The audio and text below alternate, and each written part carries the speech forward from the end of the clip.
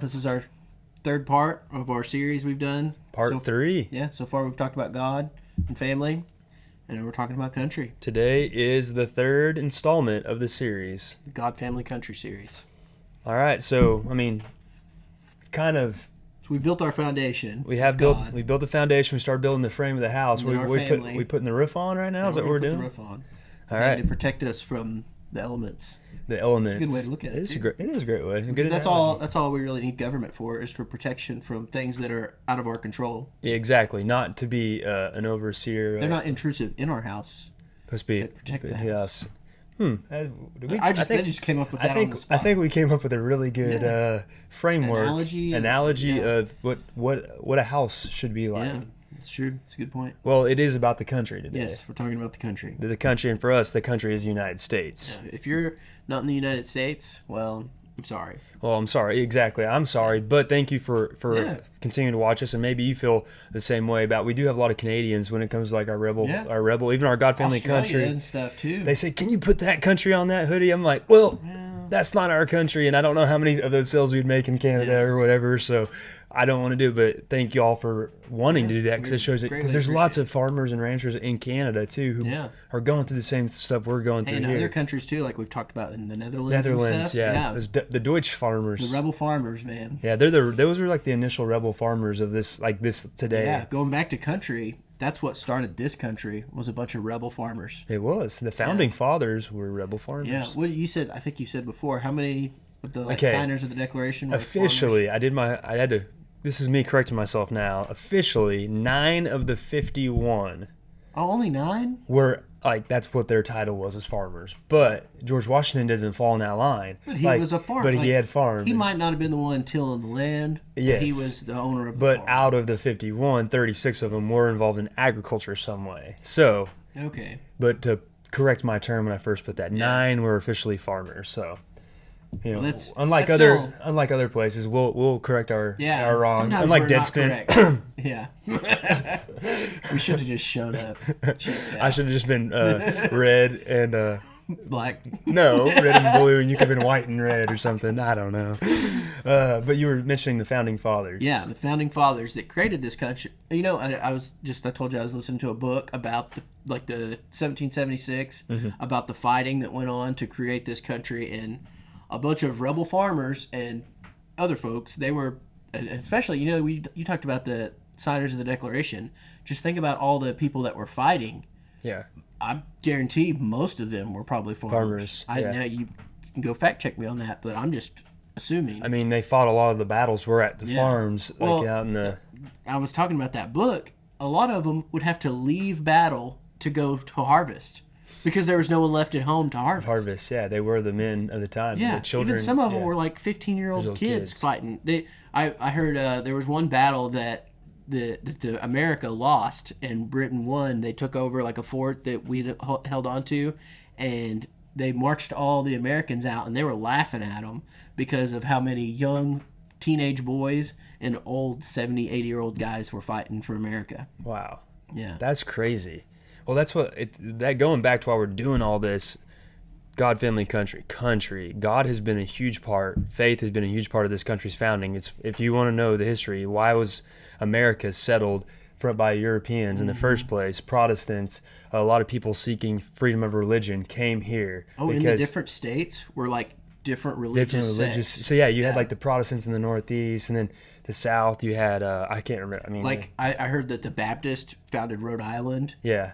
Who was it? The Quakers founded Pennsylvania. Yeah, that's why you had the Penn Quakers. Just like all these different states in the original 13 colonies, they were founded by religious organizations coming from Europe because they wanted their own free state. Yeah, and so that's what this country's founding is founded on, is the freedom of religion. It's one thing they all agreed on. And they believed in God. They believed in God. And then that's where, this is why we want to talk about this so much in this message today, is that our country's founding, our foundation of our country was founded on the principle of believing in God. And you can look at through the history of our country, too, of times, me and Jerry have talked about this, but there's plenty of people who say, America, the reason this great experiment, the greatest experiment of all time, is where it's at today is because God has had a protection over it. People always want to say, oh, the promised land over here and there. But it's like America's been the promised land for the last 300 years almost. Yeah. With God overseeing us, allowing us to develop, get here. Because there's been many times where this thing should have fallen apart. And without, I'd say, a higher being's coincidence, a godcidence, as we've talked about before. And you talk about, like, reading this book, there's been incidences even during the Revolutionary War where God just showed up. And if it wasn't for him, we would have lost the war. Yeah, there was a time where they were having to retreat. The Americans were having to retreat from the British. And they were like, okay, let's do this at night. And they had it all played out. That's one thing, is we were pretty good at retreating because we lost a lot of battles in the beginning. It didn't look very good for us. But there was one night where they were retreating at night and they didn't get everybody across. Well, a fog came in that morning and was so thick you couldn't hardly see 5 feet in front of you. And because of that fog, the Americans got all their men out of there. And when it went away in the afternoon, the British looked around and wondered, where the heck did they go? And, like, what's the odds of that? Why did that fog come in? They should have lost hundreds of men right there if it would have just been a normal day. But that fog was so thick. You got to give it to God. He played a hand in the creation of this. He did. A lot of people criticize that too. I think that's a great thing. Yeah, I think it's again why God has been so important and why they want to remove him so bad now to weaken us. And this is what a lot of people say, one nation under God, why that's been a huge part of our country is because it unified us. And it united us. We're the United States. And right now, if you all can look around, make your own assumptions of what's going on and assert this about that. But if you look around, because God has been slowly trickling out of our schools, out of the fundamentals of the family, everything we've talked about to this point, you can see why we're more divided than we are united. And it's because the foundation of our country has been rooted out, and there's massive cracks in the foundation. And that big crack is we remove God from the whole thing. Yeah, if you don't have God to look up to, they've been trying to replace God. They always say that's you can't say they. Yeah. There's a lot of people out there that have been trying to replace God with government. And if you don't have God, if you don't have the ultimate being, regardless, you don't even have to say, oh, I'm Baptist, I'm Catholic, I'm Protestant. You don't have to devote yourself to a certain religion. Yeah. You just need to believe in God. Yep. And then we believe in Jesus. Yep. But even Jewish and stuff, they let all these different religions come into America. Well, it's not even just Jewish. It's like you could go all the way from Islam. Islam's America. They still believe in a God. They do believe in a God. I mean, and technically, you put God above anything here on earth. And that's the problem is in our country today is we've taken God out. Yeah. I heard somebody say there some public official somewhere, I think for a school board, they took their oath of office the other day on a stack of banned books. On a bunch of the LGBT books that aren't allowed, that are bad books that you don't want your kids reading because they have dirty subjects in them. That's a good reflection of what you said, the meaning, power of that. But what book is really banned from schools? Yeah, the Bible. And if this book wasn't that important, how come when you used to give your oath or give your oath or you have to say you go up on the stand, how come they always would put the Bible down there? Well, guess what happens? If you have a nation of people who don't believe that is... Yeah, their oath means nothing. Their oath means nothing. Yeah. But they used to. That was a huge part of our country. It's like, hey, I've given my oath to I will swear and solemnly protect what I'm saying or what I vow to do right here. And that's why it was so important to put a Bible. Yeah. And if this is nothing to you, then that doesn't mean anything. Yeah. And that's a lot, again. You could lie. And nobody, you're like, well, I mean, I don't That's care. why a lot of people lie on the stand because they don't even believe in that. Yeah. And that's where we've got to fix this. And this is what we're trying to talk about today, why we promote country so much in our principles and our foundation, everything we do. God, family, country. And country right now needs God more than ever. Yeah. And we have found in the Bible where it talks about when the promised land was going through some issues here. Huh? Things don't always turn out good, especially when you turn away from God. And that's what this verse is. This is from 2 Chronicles. This is back in Solomon's time. What did Solomon say here? This is God's response to Solomon. He said, "Then if my people who are called by my name will humble themselves and pray and seek my face and turn from their wicked ways, I will hear from heaven and will forgive their sins and restore their land." That's what we need to do. Yeah, we need to turn from our wicked ways. We're in a very wicked time, and if we've turned away from God, and as you can see, it's not helping us out right now. Yeah, we've been a country for the last 60 years now that has killed millions of babies every year. Yep. Makes you sick, dude. Yeah, just even think about that, of how many more lives that could have been had in this country. And then we're also at the same time allowing evil to come in without no regard for anything. Like, hey, this is what our country is founded on. These are the principles. You got to follow this. And if you don't believe this, what, you're not allowed in. Well, right now it's a freedom. It's a free for all. It's a free for all to lie. And then people probably right now they're like, oh my gosh, no. But this is the problem. Yeah. That's why we want to address this and bring it up. It's like, because of a nation without God, a nation without a belief, a nation without a higher power to call to, is a nation that will fall. Yeah, and that's what's happening to us right now. And I love this place way too much to let it fall. And that's why my family and everyone around me who I know and love, I will let you know that my love for God is the thing that keeps me so strong. It makes me better. Mm-hmm. And I know that you feel the same way. Oh, exactly. That's why we do what we do. Is because we both have kids. We're both dads. We have something to lose in this country if we let it fall. Yeah. We want a future for our kids. Yeah, I don't want my kid growing up in like the Book of Eli. Mm-hmm. You know that movie? I don't want that. Ironic. Yeah, I know. I don't want there's like to be some dystopian future where, and that movie's so good too because he's got the Bible memorized. Yeah.